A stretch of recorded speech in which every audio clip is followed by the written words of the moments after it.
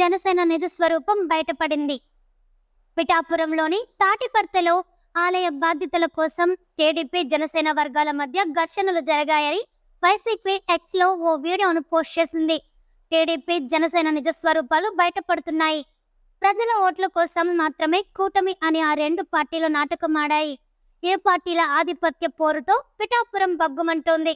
పవన్ గెలుపు కోసం పనిచేసిన తమను నీచంగా చూస్తున్నారని టీడీపీ నేతలు ఆవేదన వ్యక్తం చేస్తున్నారు అంటూ వైసీపీ రాసుకొచ్చింది. ఈ వీడియో కనుక మీకు నచ్చినట్లయితే లైక్ చేయండి. మరికొన్ని లేటెస్ట్ న్యూస్ కోసం వెంటనే మన ఛానల్ సబ్స్క్రైబ్ చేసుకోండి.